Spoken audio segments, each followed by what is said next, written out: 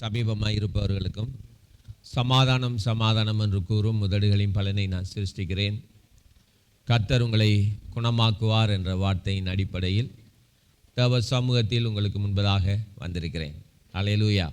உங்களுக்கு சமாதானம். ஆமேன். உங்களுக்கு நன்மை உண்டாகட்டும். ஆமேன். தேவனுக்கு மகிமையும் உண்டாகட்டும். அல்லேலூயா. நாங்கள் தொடர்ந்து இந்த உன்னத பாட்டுகளிலிருந்து தேவனுடைய சத்தியங்களை நாங்கள் கேட்டுக்கொண்டு வருகிறோம். அதில் தேவன் எங்களோடு மிகவும் ஆழமான காரியங்களை, ரகசியங்களை நம்மோடு பேசிக்கொண்டு வெளிப்படுத்தி கொண்டு வருகிறார். அல்லேலூயா. தேவனுக்கு மகிமை வரட்டும்.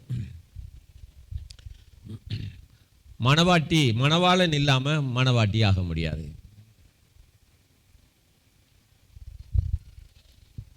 மணவாட்டி இல்லாமல் மணவாளன் ஆக முடியாது. மணவாளனாக மணவாட்டியாகவும் ஆக முடியாது. ஆகையினால தான் இந்த மணவாளனுடைய தோழன் எப்போதும் அருகே நின்று மணவாளனுடைய சொல்லை கேட்கிறானாம். மணவாளனுடைய சொல்லை கேட்டு அந்த வார்த்தையை கேட்டு மிகவும் சந்தோஷப்படுகிறான். ஆமென். மணவாளனுடைய வார்த்தை, மணவாளனுடைய சொல், ஆகையினால சந்தோஷப்படுகிறான். ஆகையினால தான் இந்த யோவான் ஞானகன் அவர் சொல்கிறார், இந்த சந்தோஷம் எனக்கு பூரணமாகட்டும், அவர் பெருகணும், நான் சிறுகணும், அப்படி என்று அவர் சொல்கிறார். ஆகையினால இந்த உன்னத பாட்டிலிருந்தும் சில சத்தியங்களை நாங்கள் பார்த்து கொண்டு வருகிறோம். இந்த மணவாளனுக்கும் மணவாட்டிக்கும் சபைக்கும் இயேசு கிறிஸ்துவுக்கும் உள்ள தொடர்பை நாங்கள் பார்த்து கொண்டு வருவோம். போன வாரத்திலே நாங்கள் மணவாளனையும் மணவாட்டியையும் குறித்து பார்த்தோம். ஆகையினால இந்த ஆதியாகம புஸ்தகத்தில் நாங்கள் பார்ப்போமாக இருந்தால் இந்த மணவாளனாகிய இயேசு எப்படி ரத்தம் சிந்தினார், எப்படி மணவாட்டிக்காக என்னென்னலாம் அவர் பண்ணினார்ன்றதை நாங்கள் ஆதியாகமத்திலிருந்து காணலாம். ஆகையினால இந்த மணவாளனாகிய இயேசு, அந்த ஆண்டவராகிய இயேசு தேவன், பிதாவாகிய தேவன் அந்த ஏதேன் தோட்டத்தில் அவருடைய உன்னதமான படைப்பு, அவருடைய படைப்பில் நேர்த்தியாக எல்லாவற்றையும் அவருடைய வார்த்தையினால் சிருஷ்டித்தார். வார்த்தையினால் எல்லாவற்றையும் வடிவமைத்தார். வார்த்தையினால் பிரேம் பண்ணினார். வார்த்தையினால் உண்டாக்கினார். வார்த்தை இல்லாமல் இந்த உலகம், வானம், பூமி ஒன்றுமே உண்டாக்கப்படலை. ஆகையினால வார்த்தையினால் பூமியை அப்படியே வச்சிட்டார். ஆகையினால தான் அவருடைய வார்த்தைகள் இன்றைக்கு வரைக்கும் வானங்கள் அப்படி இருக்குதாம். வானங்களில் அவருடைய வார்த்தை செட்டாக இருக்கு. ஏன்னா இந்த பூமியை ஆள்றதுக்கும், இந்த பூமியை கண்ட்ரோல் பண்ணுவதற்கும், இந்த பூமியை நல்லா வைப்பதற்கும் வானங்களில் அவருடைய வார்த்தையை அவர் ஸ்தாபித்து வச்சிருக்கிறார். அல்லேலூயா. ஆகையினால தான் அந்த வார்த்தையினால தேவன் இந்த வானத்தை பூமியை உண்டாக்குன பொழுது அந்த ஏதேன் தோட்டத்தில் எல்லாத்தையும் படைச்சார். எல்லாத்தையும் படைச்சு உண்டாக்கிட்டு அந்த ஏதேன் தோட்டத்துக்கு கடைசியாக ஒரு மனுஷனை உண்டாக்குனார் என்று சொல்லி பார்த்தோம். மிருகங்கள், பறவைகள், ஆடுகள், மாடுகள், நீர்வாழ் ஜந்துக்கு எல்லாவற்றையும் உண்டாக்குன கர்த்தர் ஆதாமையும் அங்கே உண்டாக்குனார். அவனுக்குள்ள அவருடைய ஜீவ சுவாசத்தை ஊதினார் என்று சொல்லி பார்க்குறோம். ஜீவ சுவாசத்தை ஊதி அவன் ஜீவாத்மாவாக மாறினான். அவன் மாறின பொழுது அவனுக்குள்ள சில மாற்றங்களை தேவன் உண்டாக்க வேணும் என்று சொல்லி விரும்பினார். தேவனே சொல்றார் அவருடைய வார்த்தையில், ஆதாம் அந்த மிருகங்கள் மத்தியில் நிற்கிற நேரம் அவனுக்கு ஏற்ற துணை காணப்படலை என்று சொல்லி பார்த்தோம். ஆகையினால அவன் ஏற்ற துணை காணப்படலைன்றதுனால அவனுக்கு துணை இல்லைன்ற அர்த்தம் இல்லை. அது காணப்படலை, இருக்கு. அந்த ஏற்ற துணை இன்னும் காணப்படாதபடினால ஆதாமுக்கு துணை இல்லைன்ற அர்த்தம் இல்லை. அது எங்கேயோ இருக்கு. சிலர் சொல்லுவாங்க தேவன் எல்லாத்தையும் படைச்சிட்டு மறந்துட்டாருன்னு சொல்லி. அவர் மறக்கிறவர் இல்லை. ஆதாமுடைய துணையை அங்கே அவனுக்குள்ளேயே வச்சிருந்தாரு. போன வாரத்தில் நாங்கள் ஆதாமுக்குரிய துணையை ஆதாமுடைய இருதயத்தின் பகுதியில், இருதயத்துக்கிட்ட ஒரு எலும்பு ரூபத்தில் அந்த ஆதாமுடைய துணையை அங்கே வச்சிருந்தார். ஆகையினால தான் இந்த ஆதாமுக்கு ஏற்ற துணையை உண்டாக்குவோமாக என்று சொல்லி அவனுக்கு அயர்ந்த நித்திரை வர பண்ணினார். நான் நினைக்கிறேன் உலக சரித்திரத்திலேயே முதலாவது சத்திர சிகிச்சை ஆதாம்லாம் நடந்திருக்கு. ஆமென். எதுக்கு சத்திர சிகிச்சை பண்ணினார்? இப்போ கொடுக்குற மாதிரி மயக்க மாத்திரைகள் கொடுத்து இடுப்பெலும்பில் ஊசி போட்டு மயக்கமாக்கி அல்லது விரைப்பூசி போட்டு அப்படி ஒன்றுமே செய்யலை. அவனுக்கு அயர்ந்த நித்திரையை வர பண்ணினார். அவன் அயர்ந்த நித்திரை அடைந்தான். அங்கு தேவன் அவனுக்கு ஒரு சத்திர சிகிச்சை பண்ணுறார். எதுக்கு? ஆதாமுடைய மனைவியை, அந்த பொக்கிஷத்தை, அந்த சாந்தரூபியை, அந்த பிரியத்தை, அந்த பிரியமானவளை, அந்த மணவாட்டியை, அந்த ரூபவதியை வெளியில் கொண்டு வர வேணும். ஆகையினால் அந்த ரூபவதியை அங்கே ஆதாமுடைய விழாவிலிருந்து ஒரு எலும்பை உடைச்சி அல்லது முறிச்சி அல்லது அந்த எலும்பை தொட்டு எடுத்து அந்த எலும்பை ஆண்டவர் தன்னுடைய கரத்தில் எடுக்கிற நேரம் ஆதாமுடைய விழாவில் இருந்து குற்றமில்லாத அந்த இரத்தம் அந்த ஏதேன் தோட்டத்தில் அன்றைக்கு போனது. ஏதேன் தோட்டத்தில் ஒரு மணவாட்டிக்காக ஆதாம், குற்றமில்லாத ஒரு ஆதாம், அப்பதான் பிறந்த பிராண்ட் நியூ மேன், வார்த்தையால் உருவாக்கப்பட்டு ஜீவ சுவாசமான அந்த ஆதாம், ஒரு பாவமும் செய்யாதவன், தன்னுடைய மனைவிக்காக தன்னுடைய இரத்தத்தை அன்றைக்கு சிந்தினான். ஆமென். குற்றமில்லாத இரத்தம். ஆகையினால தான் இந்த குற்றமில்லாத இரத்தத்தை நம்முடைய ஆண்டவராகிய இயேசு கிறிஸ்து தவாட்டுக்குட்டியானவர் தன்னுடைய மணவாட்டியாகிய சபைக்கு, மணவாளனாகிய இயேசு ரத்தம் சிந்தி அடிபட்டு வாதிக்கப்பட்டு அவர் காயப்பட்டு இரத்தத்தை சிந்தி சபையை இன்றைக்கு பெற்று வச்சிருக்கிறார், உருவாக்கி வைத்திருக்கிறார். ஆகையினால சபையை நீங்கள் ஒவ்வொருத்தரும் மிகவும் பெருமதி வாய்ந்தவர்கள். அதனால தான் நான் சொல்லுகிறேன், மணவாளன் இல்லாமல் நீங்கள் மணவாட்டியாக முடியாது. மணவாளனாகிய இயேசு மணவாட்டியாகிய சபைக்காக அன்றைக்கு உலக தோற்றத்துக்கு முன்பதாகவே எங்கள் எல்லாரையும் பேர் குறித்து, எங்கள் எல்லாரையும் அவர் பெயரிட்டு பார்த்து ஒரு கண்ணாடியில் பார்க்கிறது போல எங்கள் எல்லாரையும் அன்றைக்கு எப்போ பார்த்தார்? உலகம் படைக்கப்பட முன்பதாக, உலகம் தோன்றப்பட முன்பதாக, உலகம் வார்த்தையினால் உருவாக்கப்பட முன்பதாக நாங்கள் எல்லாம் கண்ணாடியில் பார்க்கப்பட்டது போல உலக தோற்றத்துக்கு முன்பதாக நாங்கள் எல்லாம் மீட்கப்பட வேண்டும் என்று சொல்லி அவர் பார்த்து அவருடைய குமாரனாகிய இயேசு கிறிஸ்துவின் இரத்தத்தை சிந்தி சபையை இன்றைக்கு நமக்கு தந்திருக்கிறார். அல்லேலூயா. ஆகையினால தான் மணவாளன் இல்லாமல் நாங்கள் மணவாட்டியாக முடியாது, மணவாட்டி இல்லாமல் மணவாளன் ரத்தம் சிந்த முடியாது.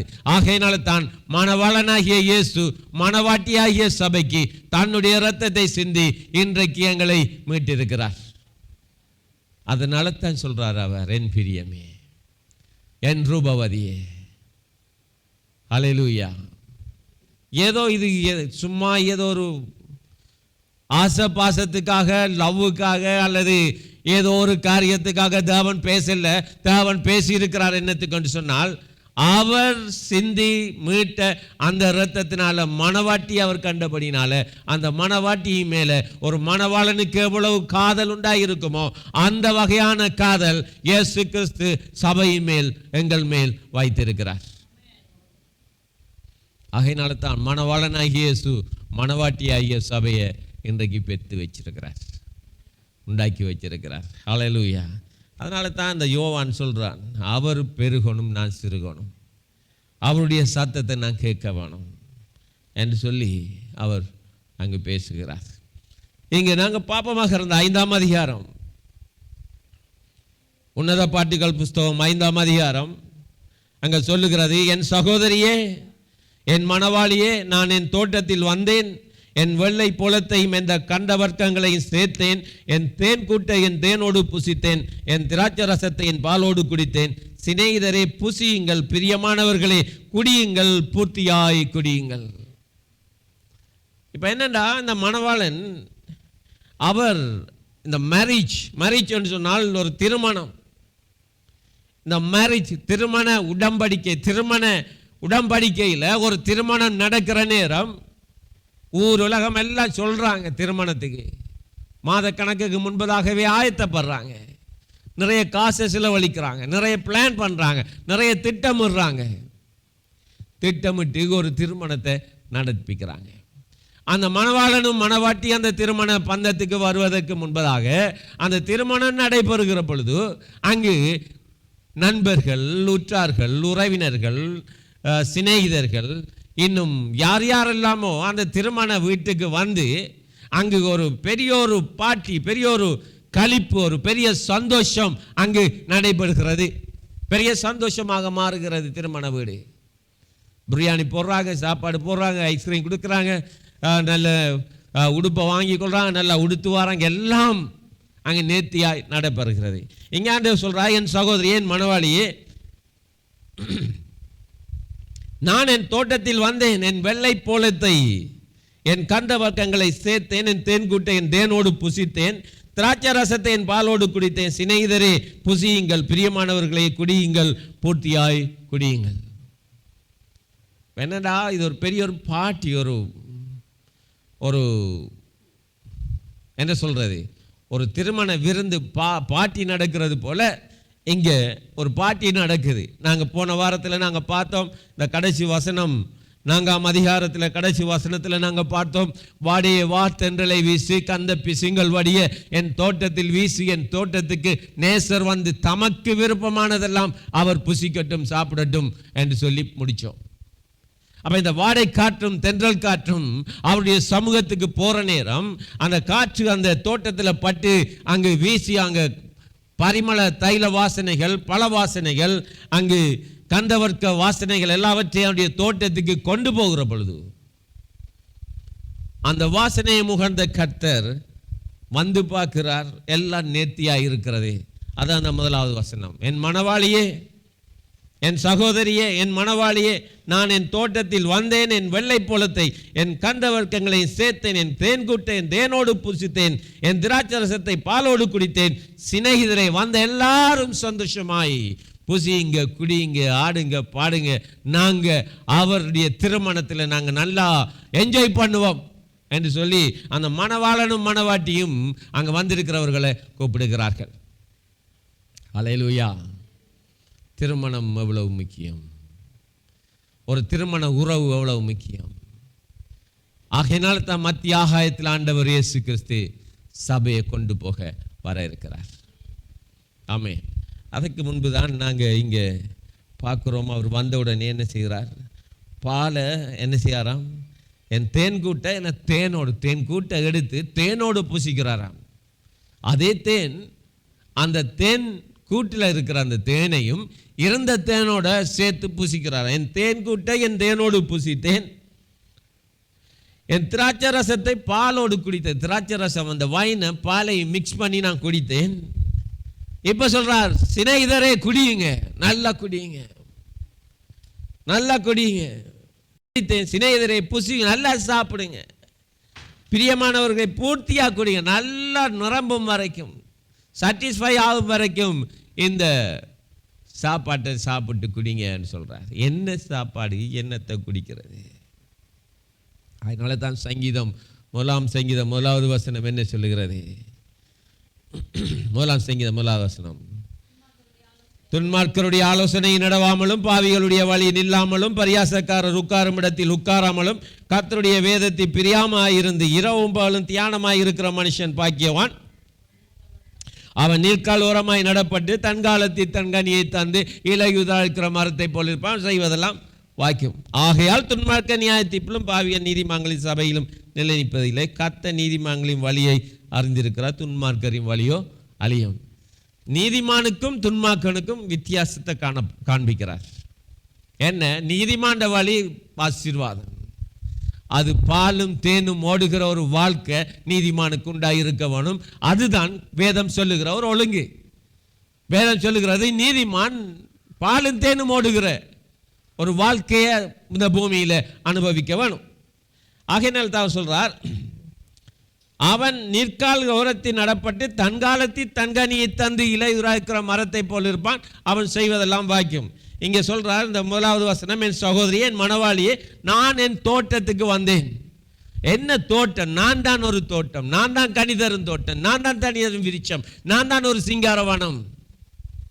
அப்ப இந்த தோட்டத்தில், இந்த விருட்சத்தில், இந்த இடத்துல ஒரு ஒரு ஒரு பாபக்யூ மாதிரி, எல்லா சாப்பாடும் உள்ள ஒரு இடம் மாதிரி, அந்த வஃபரில் வந்து சாப்பிட்டு குடிச்சு திருப்தியாக இருக்கக்கூடிய விதத்தில் என்னுடைய ஆவிக்குரிய வாழ்க்கை, என்னுடைய ஜீவியம், என்னுடைய குடும்பம் ஒரு பரலோகமாக இருந்து தேவ பர்வதத்தின் சகல நன்மைகளையும் கொண்டு வரத்தக்க விதத்தில் இங்க பூமிக்குள்ள உரிய வாழ்க்கையில் கர்த்தரோடு சரியாய் நாங்கள் நடக்க வேணும். நடந்து ஆண்டவருடைய வார்த்தையில் நாங்கள் பிரியப்பட்டு அவருடைய வார்த்தையை பேசி தியானம் பண்ணி ஜெபம் பண்ணி ஆண்டவருடைய வார்த்தையில் பிரியமாக இருந்து எப்பொழுதும் ஜெபம் துதி பாடல்களை பாடி இருக்கிற நேரம் அவர் சொல்றார், இதுதான் என்னுடைய தோட்டம், இங்கே நிறைய வாசனை வருகிறது, இங்கே நல்ல வாசனை வருகிறது, கந்தவர்க்கங்க வாசனைகள் வருகிறது, திராட்சை ரசத்தின் வாசனை வருகிறது, அங்கு குங்குமப்பூ நலதம் இலவங்கம் பட்டையினுடைய வாசனை வருகிறது. ஆகையினால இந்த வாடை தென்றல் காற்றில் இருந்த அந்த உவா காற்று இந்த துதியலை சோத்திரங்களை அங்கே கொண்டு வந்த பொழுது அதை தேடி நேசர் இங்கே வந்து பார்க்கிறார். எல்லாம் நிறைய இருக்கு, எல்லா கனிகளும் இருக்கு, அன்பு இருக்கு, சந்தோஷம் இருக்கு, சமாதானம் இருக்கு, தயவு இருக்கு, சாந்தம் இருக்கு, நற்குணம் இருக்கு, நீதி இருக்கு, இச்சையடக்கம் இருக்கு. இப்படிப்பட்டதான ஆவிக்குரிய கனிகள் கொண்ட வாழ்க்கையை இந்த குடும்பம் வாழுகிறது. ஆகையினால நாங்க போய் நான் மட்டும் இந்த தோட்டத்தில் புசிப்பதில்லை, நண்பர்களை கூட்டி வந்து அந்த மணவாளன் அந்த வீட்டுக்கு வந்து நல்ல காரியங்களை புசித்து குடிக்க போகிறார். தேவனுக்கு கரங்களை தட்டி நன்றி சொல்லு. என் தேன்கூட்டை என் தேனோடு புசித்தேன், என் திராட்சை ரசத்தை என் பாலோடு குடித்தேன். சிநேகிதரை புசியுங்கள், பிரியமானவர்களே குடியுங்கள், பூர்த்தியாய் குடியுங்கள். ஏனென்றா இந்த கப்பல், இந்த மணவாளனும் மணவாட்டியும் அங்கே அவங்களுடைய அன்பின் நிமித்தம் இந்த பரிமாற்றத்தை வந்திருக்கிற எல்லாருக்கும் கொடுக்கிறார். அதாவது நீங்கள் சபை இப்படியான ஒரு வாழ்க்கை உங்களோட குடும்பத்தில் இருக்குமாக இருந்தா என்ன வாழ்க்கை? நான் சொல்கிற குடிக்கிற வரிக்கிற அந்த இது இல்லை, நான் சொல்கிற வாழ்க்கை இது. பரிசுத்த ஆவியை குடிங்க, பருகுங்க, ஆவியில் நிறைங்க, அந்நிய பாஷை பேசுங்க, பாடுங்க, துதிங்க, சங்கீதங்களினாலும் கீர்த்தனைகளினாலும் ஞான பாட்டுக்களினாலும் ஒருவருக்கொருவர் போதித்து புத்தி சொல்லி கொண்டு கூடுங்க. சபையை வீடுகளில் கூடுங்க, சபையில் கூடுங்க, பூர்த்தியாய் குடிங்க. அப்பொழுது என்ன செய்கிறார்? இந்த மணவாளன் சொல்கிறார், வாங்க எல்லாரும் வந்து சந்தோஷமா இந்த இன்பத்தை அனுபவிப்போம். சபை என்று சொன்னால் ஒரு செலிப்ரேஷன் நடக்கிற ஒரு இடம். சபை வந்து ஒரு சாவீடு மாதிரி, ஒரு துக்க வீடு மாதிரி இருக்கிறல்ல. அங்கு ஆடல்கள் பாடல்கள் நிறைந்த ஒரு ஸ்தானம் தான் அது. அல்லேலூயா. துக்கத்தோடு இருக்கிறவங்க வந்தால் சந்தோஷமாக மாறணும். அல்லேலூயா. வேதனையோடு இருக்கிறவங்க வந்தால் வேதனை இல்லாமல் போகணும். ஆகையினால் தான் சொல்கிறா, பூத்தியாக குடிங்க, இங்கே தான் எல்லாம் பாலும் தேனும் பாலும் திராட்சரசமும் நிறைஞ்சிருக்கு, எல்லாம் இருக்குது. இந்த சந்தோஷத்தை நாங்கள் அனுபவிப்போம் என்று சொல்லுகிறார். அல்லேலூயா. சபை கூடி வருவதை விட்டுக்கிடுறது போல நீங்களும் விட்டு விடாதபடிக்கு ஜாக்கிரதையாயிருங்க. ஏன்னு சொன்னால் சபைக்கு நீங்கள் வரலன்னு சொன்னால் உங்களுக்கு பாலும் தேனும் இல்லாமல் போயிடும். என்ன பாலும் தேனும்? ஆண்டவருடைய நன்மைகள் நம்முடைய வாழ்க்கைக்கு வந்துடும். அல்லேலூயா. போட்டியாக குடிங்க. அங்கே பார்க்குறோம், திரும்பவும் என்ன சொல்கிறாரு? நாங்கள் விருட்சமாக இருக்கிறோம், அதை ஞாபகம் வச்சுக்கொள்ளுங்க. சொல்லுங்கள், நான் ஒரு விருட்சம். அல்லேலூயா. நான் ஒரு சிங்கார வனம் என்று சொல்லுங்க. அல்லேலூயா. அப்படி தான் சொல்கிறார். பிரியமே என் ரூபவதியே. அல்லேலூயா. ஆமேன். நான் நித்திரை பண்ணினேன், என் இருதயமோ விழித்திருந்தது. 2வது வசனம். கதவை தட்டுகிற நேசரின் சத்தத்தை கேட்டேன். என் சகோதரி, என் பிரியமே, என் புறாவை, என் உத்தமிய, கதவை திற. என் தலை பனியினாலும் என் தலைமயிர் இரவில் பெய்யும் தூறலினாலும் நனைந்திருக்கிறது. இப்போ என்ன சொல்கிறார்? இந்த மணவாட்டி திரும்ப பார்க்குறார். மணவாளனாகிய இயேசு, மணவாட்டியாகிய சபை. கவனிச்சு கொள்ளுங்க. மணவாளனாகிய இயேசு, மணவாட்டியாகிய சபை. இப்போ இந்த மணவாட்டியாகிய அந்த மணவாட்டி நித்திரை பண்ணுறாள். நித்திரை பண்ணுற நேரம் அவருடைய இருதயம் விழிச்சிருக்கு. அதான் ஒரு சரியான ஒரு சைன். ஹல்லேலூயா. ஹல்லேலூயா. நான் இரவு படுக்கிற நேரம் ஒரு விசுவாசியை பார்த்தேன். அந்த விசுவாசிக்காக பார்த்த உடனே திடீரென வந்தார் முகத்துக்கு முன்னுக்கு. ஹல்லேலூயா. முகத்தில் முன்னுக்கு வரல, அது தரிசனம், அது எப்படின்றது தெரியாது. திடீரென தோன்றுவாங்க. ஆஹா, இவர் ஆண்டவர் காட்டுறா, இவருக்கு என்ன பிரச்சனையோ அவருக்காக ஜெபம் பண்ணுவோம், இவர் ஆண்டவருடைய கரத்தில் ஒப்பு கொடுப்போம் என்ன சொல்லி ஜெபிச்சுட்டு அது பூரா தூக்கத்துக்கு போனது.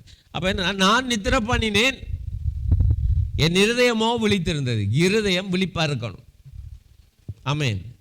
இருதயம் விழிப்பாக இருக்கணும். அந்த விழிப்பாக இருந்தால் தான் இந்த எக்கால சத்தம் கூட காதில் கேட்கும். எல்லாம் சொன்னால் செவிடம் காதில் புலவுதான் பூ பூ வந்து சங்கவுதுனால அவனுக்கு கேட்கவே கேட்காது.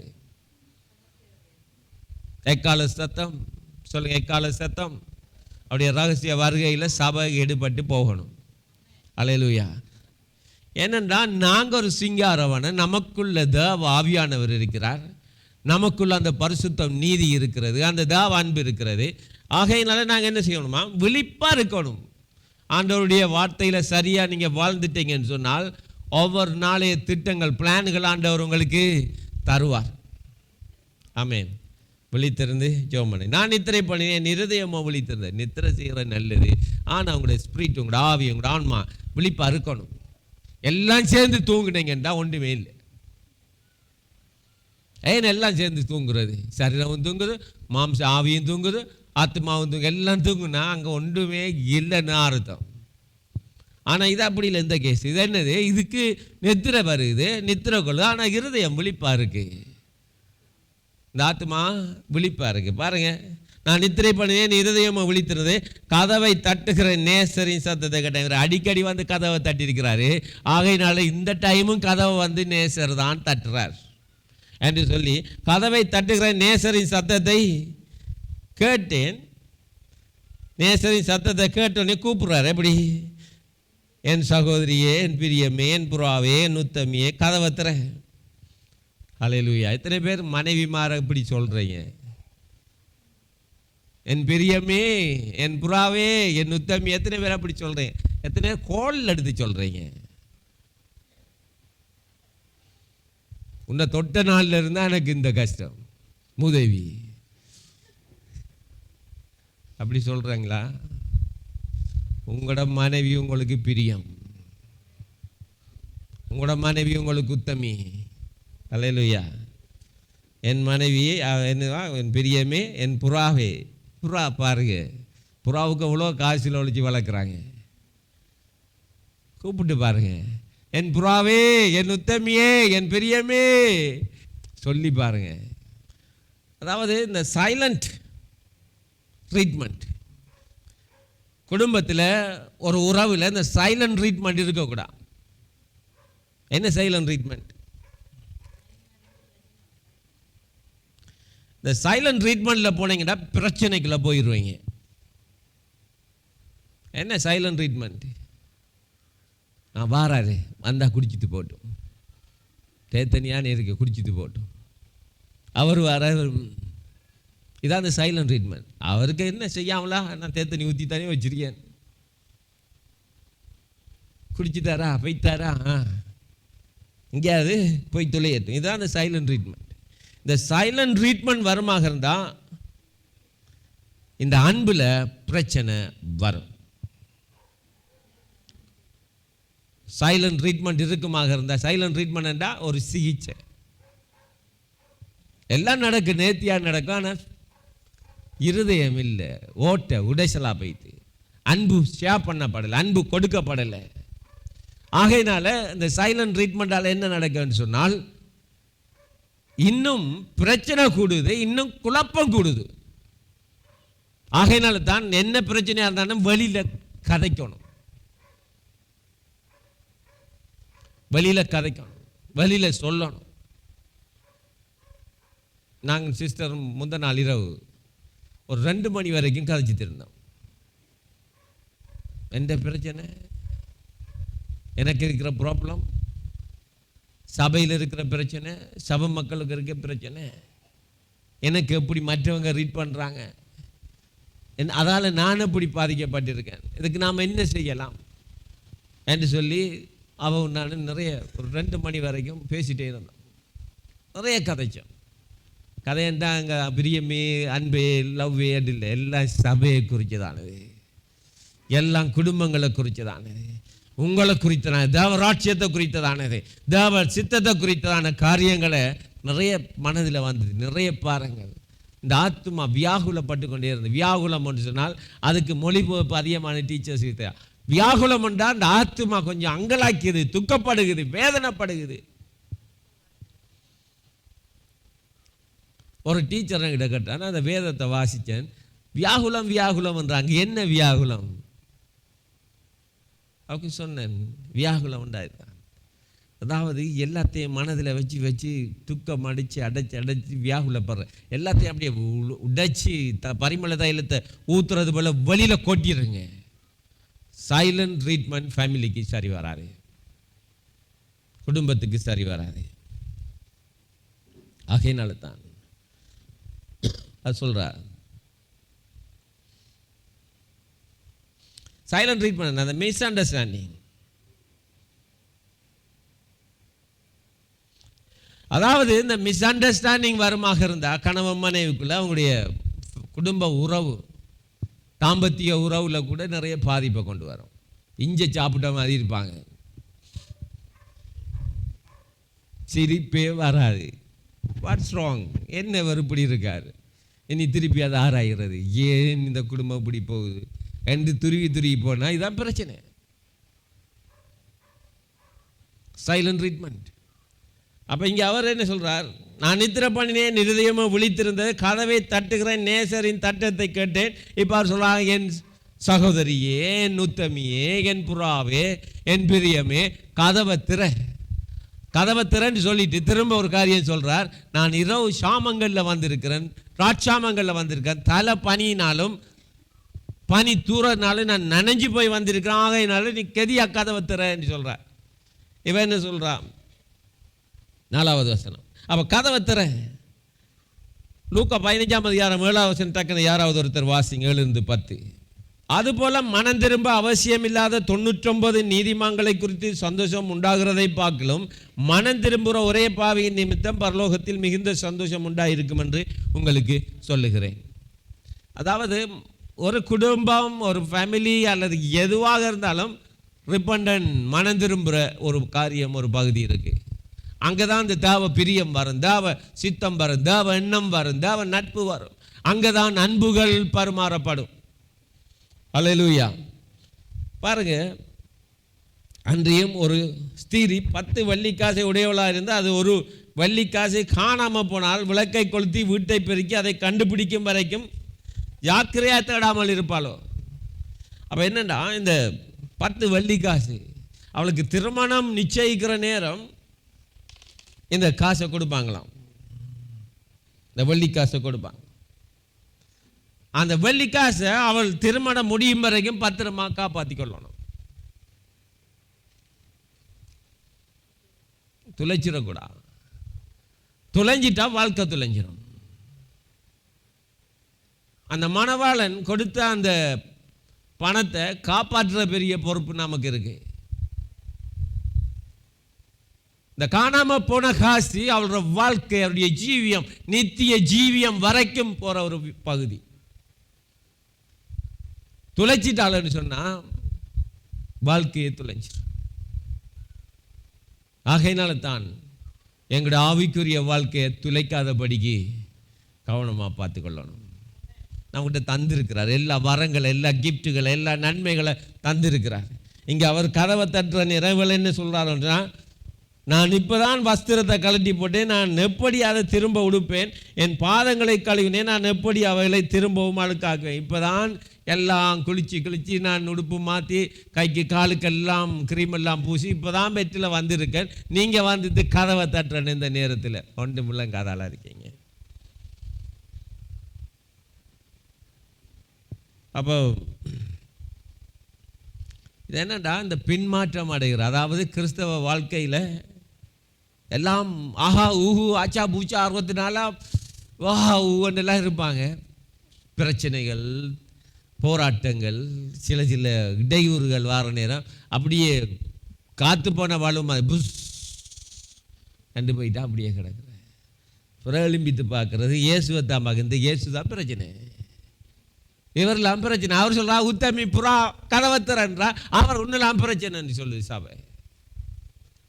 என் புறா கதவத்திர, நான் வந்திருக்கிறேன், நான் உன்னை வாழ்க்கையை வளமாக்க வந்திருக்கிறேன், உன்னை பரலோகம் கொண்டு போக வந்திருக்கிறேன், நித்திய ஜீவன் வரைக்கும் உன்னை காத்துக்கொள்ள வந்திருக்கிறேன் அப்படின்னு சொல்றார்.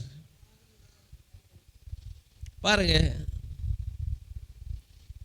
இப்போ காணாம போன ஆடு தேடி கண்டுபிடிக்கும். 99 விட்டு 1 பின்னால் போனார். இப்போ இவள் காணாம போன 10 காசில் 1 காசை தொலைச்சிட்டாள். இப்போ அந்த காசை தேடி திரிகிறாள். எல்லாம் நம்முடைய வாழ்க்கையை குறித்ததான, நம்முடைய நித்திய ஜீவனை குறித்ததான உபதேசங்களை நான் சொல்லி கொண்டிருக்கிறேன். உங்களோட வாழ்க்கையை பாதுகாத்து கொள்ளுங்க. உலகத்தில் எத்தனையோ காரியங்கள் இருக்கலாம், ஆனால் என்னை தேடி வந்த இயேசுவோடு நான் கடைசி வரைக்கும் இருக்கணும். அல்லேலூயா. அவர் மேலே உங்களோட அன்பு இருக்கணும், அவர் மேலே உங்களோட பிரியம் இருக்கணும், அவர் உங்களை பார்த்து பிரியம் ரூபவாதி உத்தமி என்று சொல்லணும். அல்லேலூயா. அதனால தான் நாங்கள் இந்த திருமணம் செய்து கொடுக்குற நேரம் சொல்கிறோம், மரணம் நம்மை பிரிக்கும் வரைக்கும் நான் உனக்கு கணவனாகவும் நான் உனக்கு மனைவியாகவும் இருப்பேன் என்று சொல்லி ஒரு வாக்கு வாங்கிடுறோம், ப்ராமிஸ். மரணம் பிரிக்கும் வரைக்கும். மரணம் வந்தால் இங்கே உலகத்தில் தான் கணவன் மனைவி உறவு முடியுதே ஒழிய, மரணம் வருமாக இருந்தால் எங்களோட உறவு நித்தியமாக இயேசுவோட இருக்கும். அல்லேலூயா. இது விளங்காமல் நாங்கள் என்ன செய்கிறோம், உலகத்துக்கு பின்னால் ஓடி ஓடி ஓடி களைச்சி ஆண்டவரையும் விட்டுறோம். எங்களோட நித்திய ஜீவனை நாங்கள் இழந்து போகிறோம். ரட்சிப்பை காத்துக்கொள்ள. அதனால தான் அவர் சொல்றார், யோவான் 10:29 நான் அவர்களுக்கு நித்திய ஜீவனை கொடுக்கிறேன், அவைகள் ஒரு காலம் கெட்டு போவதில்லை, ஒருவனும் அவைகளை என் கையிலிருந்து பறித்து கொள்வதும் இல்லை. அவைகளை எனக்கு தந்த பிதா எல்லாரிலும் பெரியவராய் இருக்கிறார், அவைகளை என் பிதாவின் கையிலிருந்து பறித்து கொள்ள ஒருவனாலும் கூடாது, நானும் பிதாவும் ஒன்றாய் இருக்கிறோம். அல்லேலூயா. உங்களோட வாழ்க்கை, உங்களோட ஆவிக்குரிய ஜீவியம், உங்களுடைய காரியங்கள், உங்களுடைய கற்புகள், உங்களுடைய நீதிகள், உங்களுடைய பரிசுத்தங்களை இழந்துடாதீங்க. ஒருவனும் எடுத்துடக்கூடாது. ஏன்னு சொன்னால் நித்திய ஜீவன் வரைக்கும் கடந்து போகிற வாழ்க்கையை கர்த்தர் நமக்கு டிசைன் பண்ணி வச்சிருக்கிறார். அதனால தான் ஆதாம் அங்கு குற்றமில்லாத இரத்தத்தை ஏதேன் தோட்டத்தில் தன்னுடைய மனைவிக்காக செய்தான். இங்கு அதனால தான் இயேசு பழுதற்ற தேவாட்டுக்குட்டியாய் அவர் பலியாகி நம்மளை மீட்டி இன்றைக்கு அவருடைய மனைவியாக, சகோதரியாக நம்மளை வச்சிருக்கிறார். பிரியமான சபையே, அவருக்கு பிரியமா ஒவ்வொரு ஸ்டெப்பும் இருக்காண்டு பாருங்க, ஒவ்வொரு காரியங்களும் இருக்குதாண்டு பாருங்க. உங்களோட வாழ்க்கையை சரியாக டிசைன் பண்ணுங்க. ஏனென்றால் வானமும் பூமியும் பிரேம் பண்ணப்படி அவருடைய வார்த்தையினால தாங்கி வச்சிருக்கிறார். இன்றைக்கு அதே வார்த்தை தான் இன்றைக்கு எங்கட வாழ்க்கையும் அவருடைய நீதியால் எங்களை தாங்கி வச்சிருக்கிறது. ஆகையினால தான் பிரியமான சபையே, நாங்கள் மனம் திரும்ப வேணும் என்று சொல்லப்படுகிறது. எதில் மனம் திரும்ப வேணும்? அவர் சொல்கிறார், நான் என் வஸ்திரத்தை கலட்டி போட்டேன், நான் எப்படி திரும்ப உடுப்பேன், எப்படி என் பாதங்களை கழுவினேன், நான் எப்படி திரும்ப அதை அழுக்காக்குவேன் என்றார். 1 Corinthians 7:5 உபவாசத்துக்கும் ஜெபத்துக்கும் தடையிராத படிக்கு இருவரும் சில காலம் பிரிந்திருக்க வேணும். சம்மதித்தால் ஒழிய ஒருவரை விட்டு ஒருவர் பிரியாதிருக்க கடவன். அதாவது கணவனுக்கும் மனைவிக்கும் உள்ள ஒரு உறவை, ஒரு ரிலேஷன்ஷிப் ஆண்டவர் இப்படி சொல்றார். எப்படி? அதாவது பிரியவே கூடாது. பிரிஞ்சு கொஞ்சம் தனியாக ஒரு அவளுக்கு ஒரு ரூமில் தூங்கணும், படுக்கணும், இருக்கணும்னு சொன்னால் உபவாசத்துக்கும் ஜெபத்துக்கும் மட்டும்தான் நீங்கள் பிரிஞ்சிருக்கணும். அப்படி என்று கணவன் மனைவி. அப்போ அந்த ஆவிக்குரிய வாழ்க்கையை எந்த லெவலில் நாங்கள் வச்சிருக்கிறோம்? பிரிஞ்சிருக்கீங்களா? வசதியை நோக்கி போகாதே, அது வானம் எட்டாது அங்கைக்கு. அதை பார்த்து இன்றைக்கு ஓடி ஓடி களைச்சிட்டாங்க. உழைக்க வேணும், சம்பாதிக்க வேணும், சேர்க்க வேணும். நம்ம தியானிக்கிற நேரம் இந்த கணக்கை சேர்க்கணும் என்று பிரயாசப்படாத. அது என்ன செய்யுமா? ஒரு நாளைக்கு செட்டைகளை அடிச்சுட்டு பறந்துடுமா. பறக்கிறத பிடிக்கல அது. ஆகையினால் தான் அது இருக்கணும். உன்னுடைய வீட்டில், உன்னுடைய இடத்துல தேவ நன்மைகள், தேவ ஆசீர்வாதம் இருக்கணும்னு சொன்னால் அவரை விட்டு பிரியாத ஒரு வாழ்க்கை உங்களோட வாழ்க்கையில் இருக்கணும். அல்லேலூயா, ஆமேன். என்ன பேசாமல் இருக்கிறீங்க? ஆமேன். பிரியக்கூடாது, அவரை விட்டு பிரியக்கூடாது. பாருங்க, கலட்டினை எப்படி திரும்ப அழுக்கா. அப்படியாக இருந்தால் எங்களோட வாழ்க்கையில் ஒரு மனம் திரும்புதல் கட்டாயம் தேவை. எனக்கு தேவை, உங்களுக்கு. எந்த இடத்துல தேவனை நாங்கள் அவர் தட்டிகிட்டே இருக்கார், நாங்கள் இங்கே சொல்லிகிட்டே இருக்கோம். இப்போ தான் நான் உடுத்தேன், நான் இப்போ தான் க்ரீம் போட்டேன், நான் இப்போ தான் ஃபேவியும் அடித்தேன் நான் சொல்லி. அப்போ அவர் என்ன செய்கிறார்? அந்த பாரதி தடியை தட்டுற அந்த ஓட்டைகளால் கையை போட்டு காட்டுறார், நான் தான் வந்திருக்கேன், கதவை திறன்றார். அப்படி தான் நான் சாட்சாமங்களை நம்மளை எழுப்புறது. காலையில் பார்ப்போம், சோம்பல்தனம், ஜெபிக்க விருப்பம் இல்லை, உபவாசிக்க விருப்பம் இல்லை, எலும்ப விருப்பம் இல்லை. அந்த மனுஷனை முகத்தை காட்டுன்னு அவனுக்காக எழும்பி ஜெபிக்கிற விருப்பம் இல்லை. பார்ப்போம், இப்போ எழும்புறது அவருக்கு ஜெபமான. அதனால தான் அவர் டிஸ்டர்ப் பண்ணுற ஆள் இல்லை. கூப்பிட்டு பார்ப்பாரு, இல்லாட்டா அவர் போயிட்டே இருப்பார். என் நேசர் தமது கையை கதவு துவாரத்தின் வழியாக நீட்டினார், அப்பொழுது என்னுள்ளம் அவர் நிமித்தம் பொங்கின. இது என்னண்டா, அவள் செய்த அந்த சைலண்ட் ட்ரீட்மெண்ட் தான்.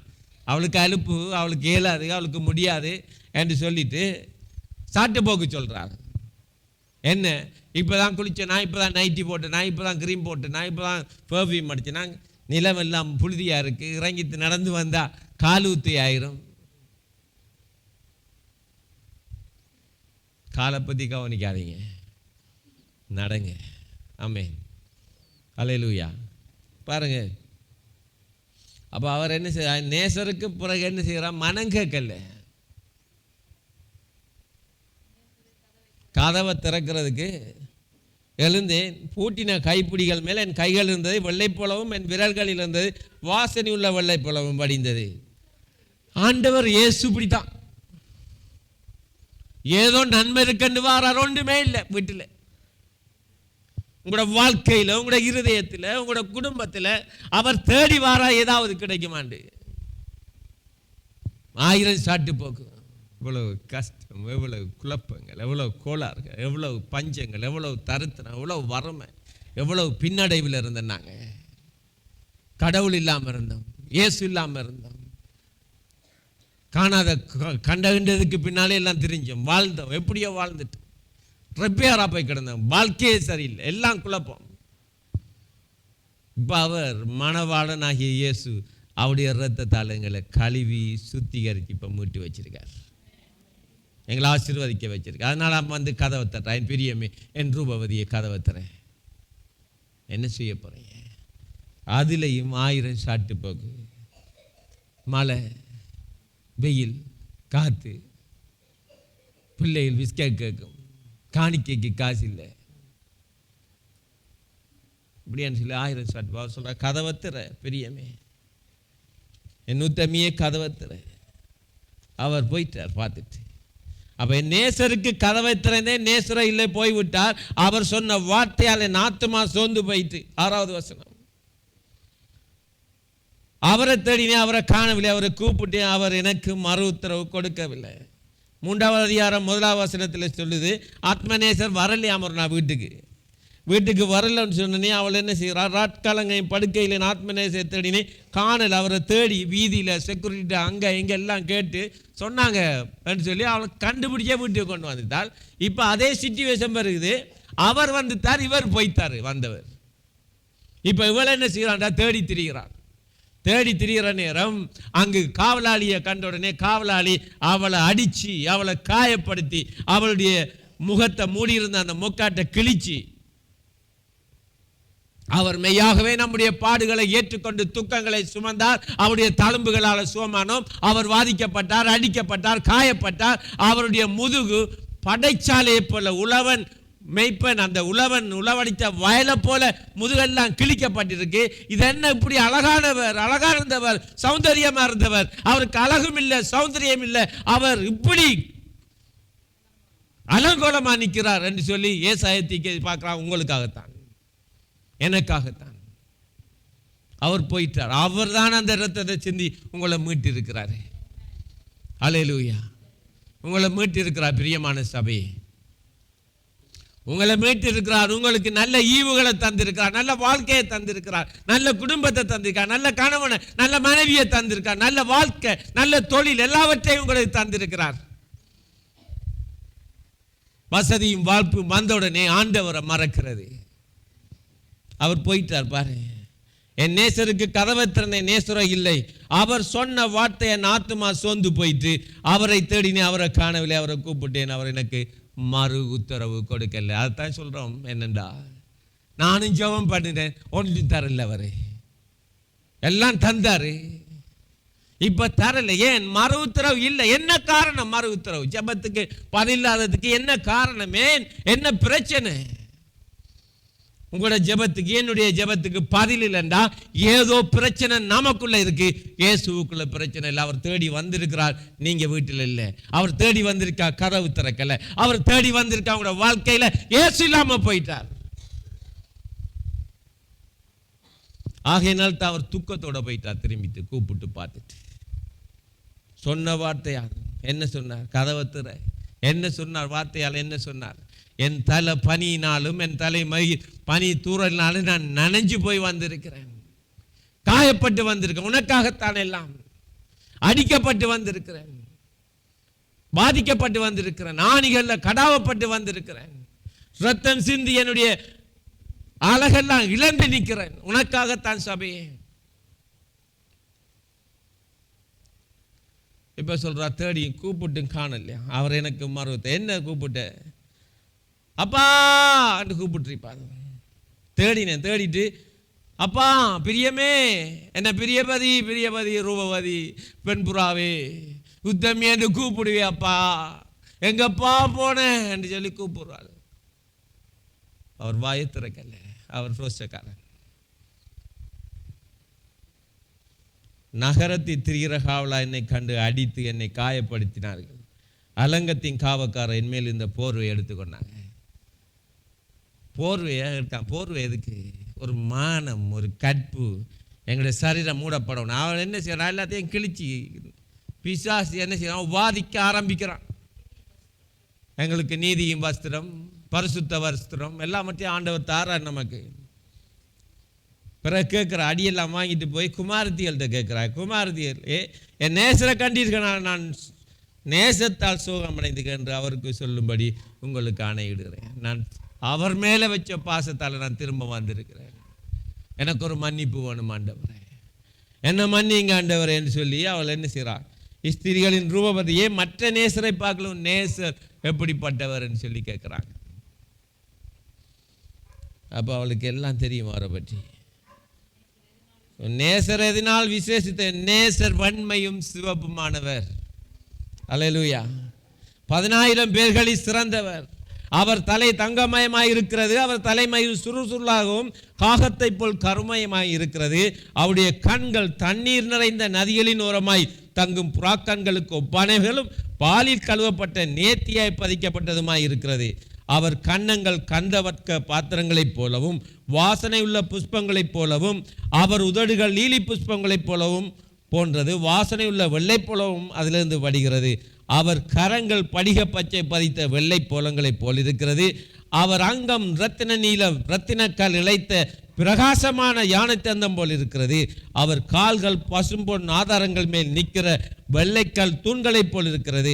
அவர் ரூபம் லீபோனில் உள்ள கேதுர் மரத்தைப் போல் சிறப்பாக இருக்கிறது. அவர் வாய் மிகவும் மதுரமாய் இருக்கிறது. அவர் முற்றிலும் அழகுள்ளவர். இவரே என்னுடைய நேசர். அல்லேலூயா.